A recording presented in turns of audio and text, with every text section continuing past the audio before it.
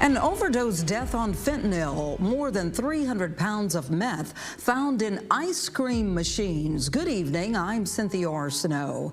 KPLC's Brendan. Work forward to get drugs off our street and just send a message to the cartels that, hey, we're not going to tolerate you pumping drugs into our... At 4:12 a.m. Central Time, the command channel for Operation Cold Spoke went live inside a temporary coordination room 2 floors above the federal garage at the Chicago field office. The first status board showed 56 licensed ice cream trucks, 19 support vans, 11 warehouse addresses, and 41 arrest packages authorized across Illinois, Missouri, Oklahoma, Texas, New Mexico, and Arizona. The opening concern was not volume alone, it was route discipline. For 14 weeks, FBI analysts and DEA diversion investigators had tracked a fleet that followed the outward pattern of seasonal frozen product distribution and the inward pattern of narcotics compartmentalization. Daytime stops aligned with park permits, school-adjacent vending approvals and festival calendars, night movement aligned with interstate freight windows, warehouse cooling cycles, and cash deposit clusters made below federal reporting thresholds. The first signal did not come from a seizure, it came from pattern deviation review. A DEA intelligence research specialist in Chicago noticed that 8 trucks registered to a frozen novelty distributor in Little Village had identical overnight idling periods despite different published sales zones. The refrigeration units ran too long for inventory protection and too evenly for operator error. Engine off time remained constant within a 4-minute band. That suggested powered auxiliary systems, not ice cream freezers. The second signal came from overdose mapping. Within 21 days, fentanyl-linked incidents in South Lawndale, Cicero, Tulsa, Amarillo, and a corridor west of Albuquerque began to share one logistical feature: the presence of brightly painted neighborhood ice cream vehicles and camera footage recorded within 2 hours of the event windows.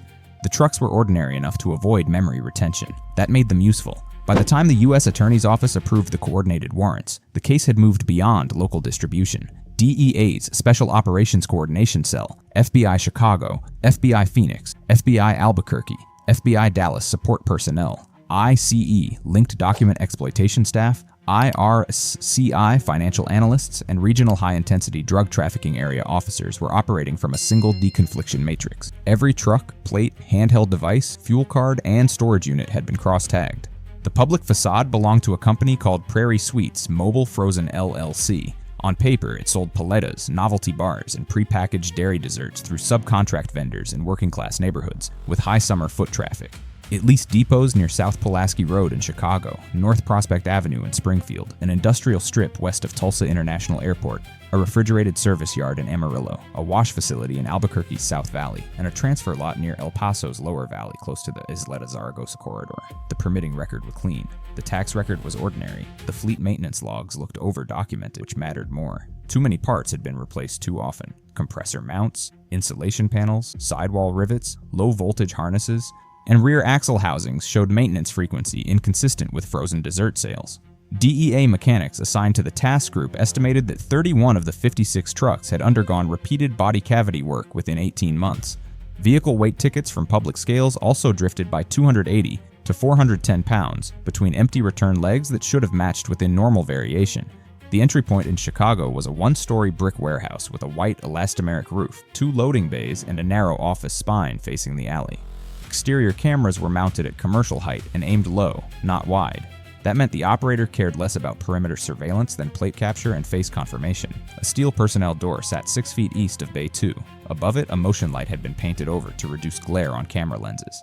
The tactical plan used 3 angles. The first stack approached along the alley wall to stay out of the camera cone until the final 2 steps. The second element held the rear fence line beside a dumpster enclosure made of CMU block and corrugated steel. The third team covered the front office entrance through the lot, using 2 parked freezer trailers as visual masking. Evidence response team personnel staged 40 yards back, next to a mobile light mast kept off until the structure was secure. The breach was controlled and quiet. A pry spreader opened the steel door at the latch side without collapsing the frame. Inside, the entry corridor ran 28 feet before turning left into the office section and right into the wash bay. Fluorescent tubes hummed overhead.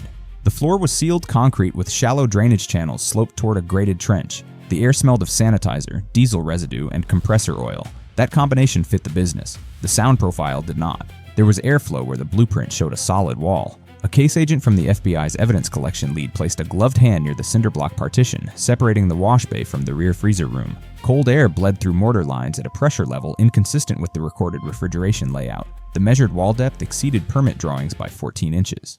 A thermal imager then showed a rectangular heat void behind the block line, 9 feet high and 17 feet long, interrupted by 4 warmer vertical bands that read like steel framing hidden behind masonry. The wall failed to align with records. A demolition camera inserted through a drilled inspection point showed foil-faced rigid insulation, a secondary steel panel, and an unregistered service cavity. When the cut line came open, agents exposed a concealed chamber built between the freezer shell and the interior block wall. Inside were 84 heat-sealed kilogram packages, 16 hydraulic tablet presses, 11 molds, 27 vacuum rolls, 43 cases of lactose and mannitol cutting agents, and a rack-mounted LTE router system connected to 3 ruggedized tablets inside waterproof sleeves. The tablets were not dispatch tools for snack sales. They ran a mirrored logistics interface disguised as temperature control software. Truck numbers appeared as freezer zones. Drop addresses appeared as maintenance stops. Payment status appeared as compressor fault codes. A red-tagged route meant high-risk delivery. A blue-tagged route meant community vending activity should continue as cover. The concealment was systematic and disciplined enough to support long-haul movement without requiring drivers to know the whole network. 9 minutes after entry, Chicago Command ordered the secondary cut. Behind a bank of chest freezers in the rear room, the floor plate rang hollow under impact testing. The concrete topping measured only 2.5 inches over a fabricated steel hatch. Beneath it sat a service trench containing 2 ledger books sealed in plastic, $612,400 in bulk U.S. currency, and 18 polymer-wrapped bundles marked with freezer inventory stickers for mango bars and strawberry cups. Field testing returned positive indications for fentanyl and methamphetamine. Each bundle had a QR code linked to truck identifiers rather than names. Evidence protocol tightened immediately. Nothing was moved before photography, laser measurement, and in-place numbering. The currency was counted by stack height, band notation, and later machine verification. Powder packages were weighed on calibrated bench scales after swab sampling. The tablets were Faraday bagged. The router rack was photographed with ports illuminated to preserve live state mapping. Every hinge, fastener, weld seam, and insulation cut was logged because the compartment itself was evidence of conspiracy, not merely storage. Then the operation widened. In Amarillo, agents entering a maintenance yard off Southeast 3rd Avenue found 3 ice cream trucks with false freezer backs made from aluminum composite panels and magnetic gasket seals. In Tulsa, a former beverage warehouse near Admiral Place held 7 trucks lined nose out for immediate departure, each fitted with custom stainless steel bins beneath dry ice wells. In Springfield, Missouri, a garage attached to a wholesale frozen foods account contained replacement sidewalls cut to exact factory dimensions, indicating the concealment work had become modular. Albuquerque added the structural anomaly that shifted the case from trafficking to engineered logistics. At the South Valley Wash facility, investigators found a fabrication room behind an insulated curtain wall. There were TIG welders, panel brakes, laser-cut shims, marine sealants, thermal foam injectors, and a computer-controlled rivet pattern template matched to 4 truck manufacturers. The room was not a repair shop. It was a compartment factory. On one workbench, agents recovered 56 laminated build sheets. Each truck had a code, a cavity volume, a root sector, and a retail mask rating scored from 1 to 5. The numbers clarified scale. By midday inventory review, the combined seizures reached 138 kilograms of fentanyl powder, 412,000 counterfeit oxycodone-marked tablets containing fentanyl, 57 kilograms of methamphetamine, 19 kilograms of cocaine, 41 firearms, 33 suppressor components, 27 encrypted drives, 63 crypto wallet recovery phrases, and $18.4 million tied to structured deposits, stored cash, and digital transfers in process. The fleet had moved product under the appearance of neighborhood commerce for at least 16 months. The financial structure sat beneath the trucks, not beside them. Prairie Suite's Mobile Frozen LLC was only the visible layer. Below it sat 6 shell entities registered in Delaware, Texas, and New Mexico, each tied to freight factoring, refrigeration maintenance, food-safe packaging, or mobile concession consulting. Payments moved through merchant processors that matched summer sales cycles, then broke apart into fuel reimbursements, contract labor, axle repair invoices, and dry goods replenishment tickets. Cash was introduced through repeated deposits of $9,800 and $9,600 made at branches near interstate exits rather than store locations. The pattern was deliberate. IRS-CI analysts matched 1,874 deposits across 11 months to route timing on I-55, I-44, I-40, and I-10. When trucks idled near distribution nodes, related accounts received same-day deposits in nearby counties.